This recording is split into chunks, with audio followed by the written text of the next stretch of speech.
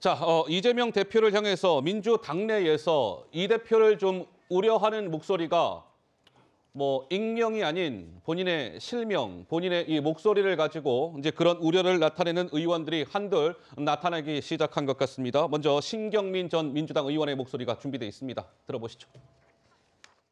문제는 재판입니다. 5월 이후부터는 계속해서 굉장히 많은 재판이 홍수처럼 몰려올 텐데 사퇴 얘기가 나올 때마다 이재명 대표가 묵묵부답을 하고 있기 때문에 그건 무슨 얘기냐면 공천권을 놓지 않겠다는 얘기로 읽혀져요. 결국 모든 당무가 법정에서 처리될 수밖에 없고 공천도 법정에서 처리될 수밖에 없는 상황이 옵니다. 만약에 이재명 대표가 일말이라도 한 조각이라도 정말 당을 사랑하는 거라면은 사퇴하지 말고 당무 정지만 하는 방법이 있습니다.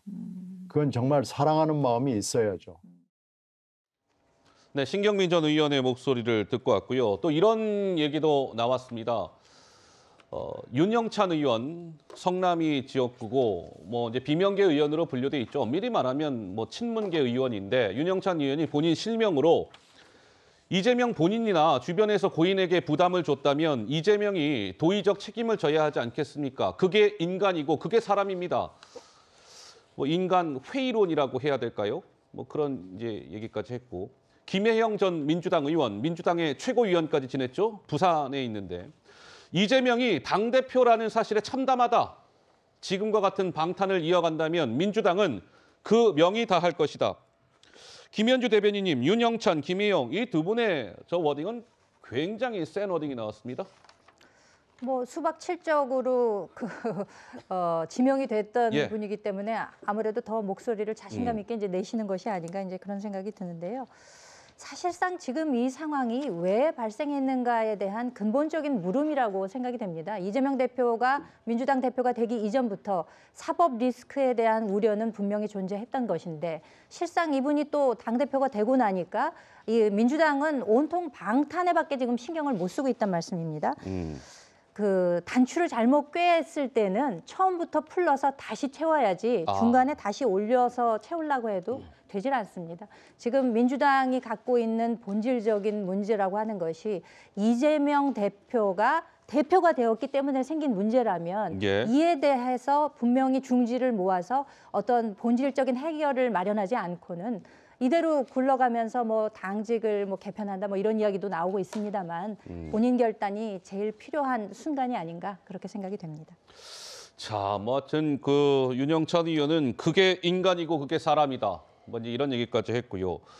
다만 친명계 의원들은 이재명 대표의 책임론에 일단은 현재까지는 딱 선을 긋는 모양새입니다. 오늘 목소리가 준비되어 있습니다. 김남국, 박범계 두 명의 민주당의 의원의 목소리 이어서 한번 들어보시죠. 본질이 아닌 문제를 가지고 격가지를 좀 건드는 거 아닌가라는 생각이 듭니다. 누구보다도 슬퍼하고 안타까워하고 마음이 아파할 분이 바로 이재명입니다. 안타까운 죽음을 가지고 또 당대표직을 내려놓으라라고 이야기를 하는 것은 적절하지 않다라고 생각이 됩니다. 이재명 대표에 대한 어떤 뚜렷한 대안, 훨씬 좋은 대안들이 있느냐 없느냐의 차원을 떠나서 지금의 문제는 더 좋은 길을 찾기가 쉽지 않고 오히려 이재명 대표를 그렇게 물리적으로 인위적으로 물러나게 함으로써 부정적인 것이 훨씬 더 크기 때문에 저는 개인적으로 인위적인 그러한 퇴진은 반대합니다.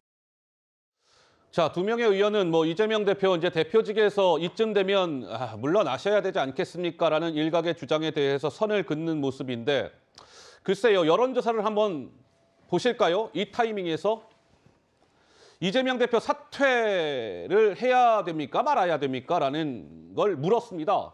JTBC가 한 조사. 그런데 56.8은 대체로 다 이제 사퇴해야 됩니다라는 의견입니다.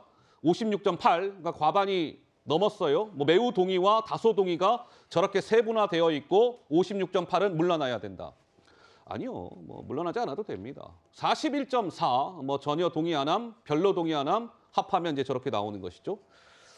자, 오차 범위를 벗어나는 수치로 물러나야 된다라는 의견이 높은 상황. 또 다른 여론조사가 있습니다. 이재명 대표 구속 수사가 필요할까요? 물었습니다. 예, 필요합니다. 57.3.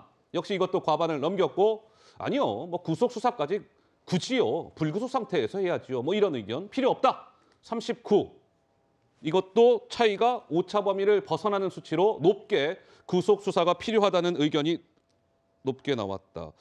장 의원님, 이 두 가지 여론조사가 의미하는 바는 장 의원은 어떤 부분에 좀 포인트가 있다고 보십니까? 그러니까 저는 중도층이 다 돌아섰다라고 생각을 합니다. 중도층이. 최근 발표된 국민의힘이나 민주당 정당 지지율, 그리고 연일 발표되고 있는 대통령 국정 지지율 봐도 지금 이재명 대표 체포에 찬성을 하거나 당대표 내려놓아야 된다라고 말하는 사람들이 국민의힘 전당 지지율보다도 훨씬 높고 윤석열 대통령 국정 지지율 긍정보다도 높아요. 아, 그래요? 이건 무엇이냐? 단순히 국민의힘과 윤석열 대통령을 지지하는 반민주당 성향의 국민들만 이재명 대표에게 사법적인 문제가 있다고 보는 것이 아니라 예. 때로는 국민의힘과 윤석열 대통령에 대해서도 비판적인 시각을 견지하고 있는 중도 무당층까지도 네. 다수가 이 이재명 대표에 대해서는 부정적으로 바라보고 있다라는 매우 심각한 사인이고요. 예. 그리고 아까 당대표직과 관련된 여론조사 그래프 하나만 다시 보여주시면 사태 관련된 거요? 네, 사태 예. 관련해서 전혀 동의할 수 없다는 비중이 20%밖에 안 돼요. 그러니까 사태가 동의하지 않는다가 41%인데 아주 강하게 반대하는 코어층이 21%고 저 별로 동의 안 한다 20%는 얼마든지 또 옮겨올 수 있는 수치인 것이거든요. 예. 앞으로 추가적인 정황 증거라던가 중요한 재판에서의 진술이 나오게 되면 그러면 민주당은 지금 21% 붙들고 이재명 대표와 함께 나아가고 있는 거예요. 그렇기 때문에 이 사인을 이 중도층과 무당층까지도 대부분 이재명 대표 사퇴라던가 구속에 동의하고 있는 지금의 지표를 정치적으로 민주당이 매우 심각하게 바라봐야 될 것 같습니다. 네, 알겠습니다.